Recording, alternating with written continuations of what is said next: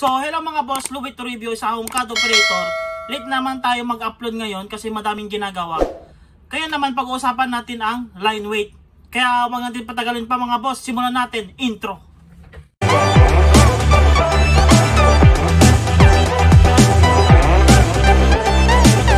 So ayun nga mga boss, kung napapansin nyo itong picture na to, ito yung mga ginagamit natin nung college tayo na pag nag-manual tayo dati.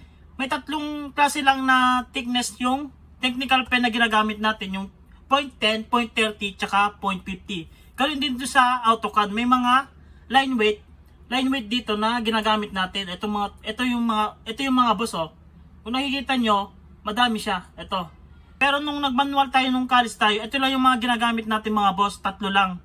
Tatlong thickness lang yung ginagamit natin dati. 'Di ba mga boss? Ito yun mga boss. Pero ngayon mga boss, meron akong papakitang picture dito. Ito yun na yung kumpletong set ng technical pen. Para ito. Kung makikita nyo dito, yan.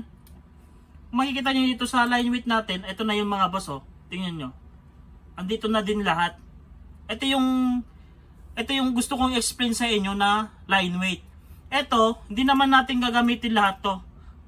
Kukuha lang tayo na acceptable na line weight na pwede natin gamitin sa drawing natin. Ang acceptable na pwede kong i-recommenda sa inyo ay itong mga line weight na to. Delete natin ito mga boss. Delete natin ito.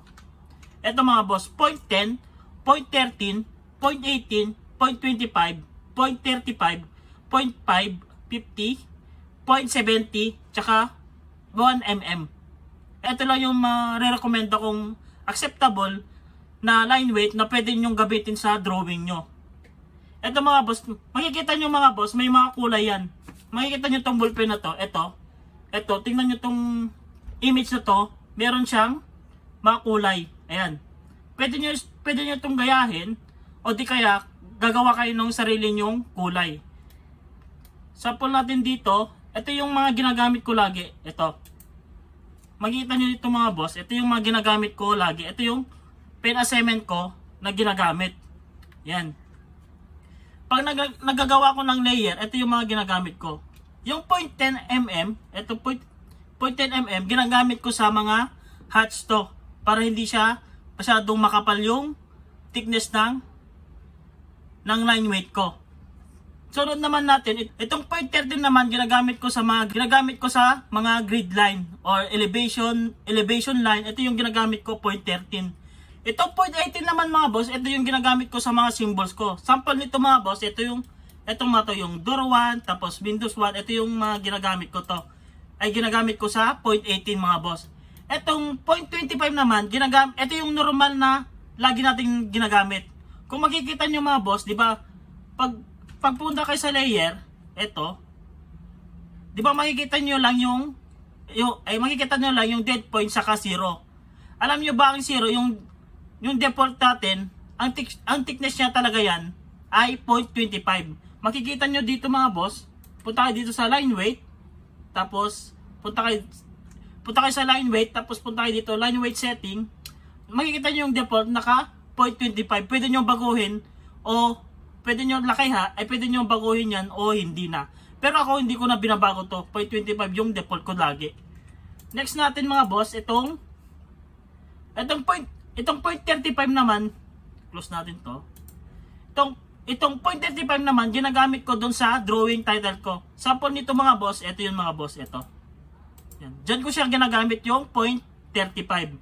Next naman natin mga boss, itong 0.50, ginagamit ko sa mga walls ko. Walls, sa mga column. Sample nito mga boss, ito. Itong mga to. Itong walls, tsaka column. Diyan ko siya ginagamit lagi mga boss. Next naman natin ay 0.60. Itong 0.60 mga boss, ginagamit ko sa section ko. Yung section symbols ko. Sample nito mga boss, ito yung mga boss oh. Yung section ko. Ito mga boss. Diyan ko siya ginagamit. Tapos yung 0.70 naman, ito yung ginagamit natin sa borderline ng title block natin mga boss. Diyan ko siya ginagamit. So alam nyo na kung saan ba ginagamit yung mga line weight. Ito mga boss, pwede naman yung baguhin yung kulay na gusto nyo.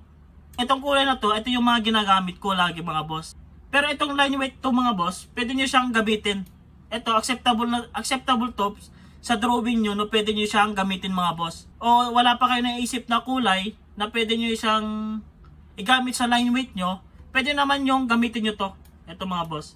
Itong kulay na to. Kunwari, itong 0.10 mo, line natin, gagamit lang tayo ng kulay brown. Hanap lang tayo ng kulay brown. Kunwari, yan.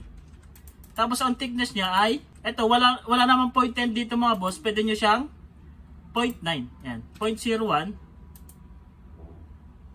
Yan. Yan. Pwede, eto naman, next natin, kulay violet.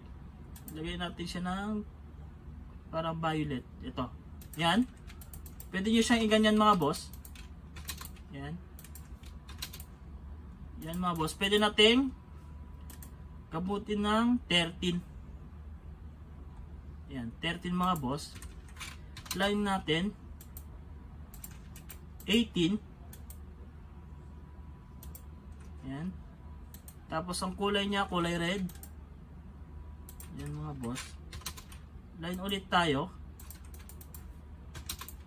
Move 25. Kulay white. Yan.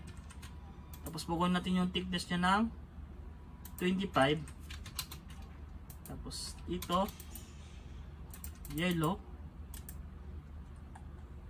35. Tapos yung kulay natin, kulay yellow mga boss, yan. Yan. Pwede natin siyang gamitin dito. Kulay yellow.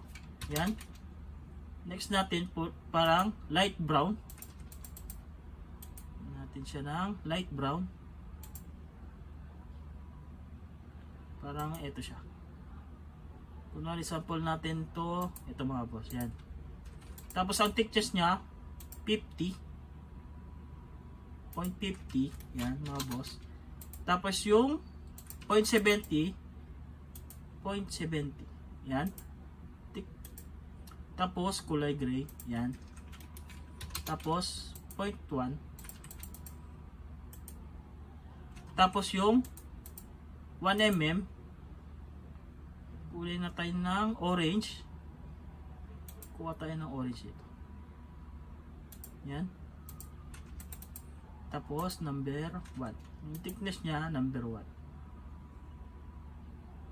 1. Ito. Ito mga boss, naka ano na tayo ng line weight natin.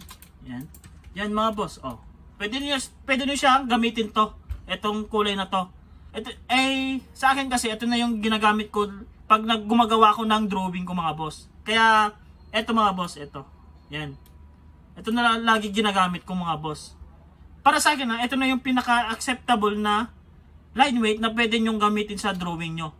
Sa susunod na video mga boss, gagawa tayo ng layer natin kung ano yung mga makapal at hindi. Yung mga light lang na thickness. Kung makikita nyo mga boss, ito itong floor plan na to, ito naka-line weight ako mga boss. Pag print natin yan, Ctrl P, tapos Windows, yan. Kung makikita nyo boss, medyo yung floor plan natin medyo buhay siya. Pero pag mawala kayo line weight ng hindi kayo nag-ano ng line weight, wala kayong sinet na line weight nyo mga boss, ganito yung kakalabasan lang. Yan, tingnan nyo, wala. Para parehas yung line weight nyo. Parang wala siyang buhay. Pero pag nilagyan natin ng line weight mga boss, check natin yan. Ito, may buhay siya. 'Di ba? Pag may line weight tayo, gumanda yung drawing natin mga boss. So hanggang dito na lang mga boss. Sana na-explain ko sa inyo kung saan ba ginagamit yung mga line weight. Sa next video natin mga boss, gagawa tayo ng layer natin, tapos gagawa tayo ng floor plan. Kaya hanggang dito na lang mga boss. Hindi pala sa mga nanonood sa akin mga boss, hindi pala ako makapag-shoutout kasi yung ginagamit kong pang video ay itong cellphone ko. Kaya thank you sa mga nanonood, tapos thank you din sa mga nag-subscribe. So hanggang dito na lang mga boss. Paalam na mga boss.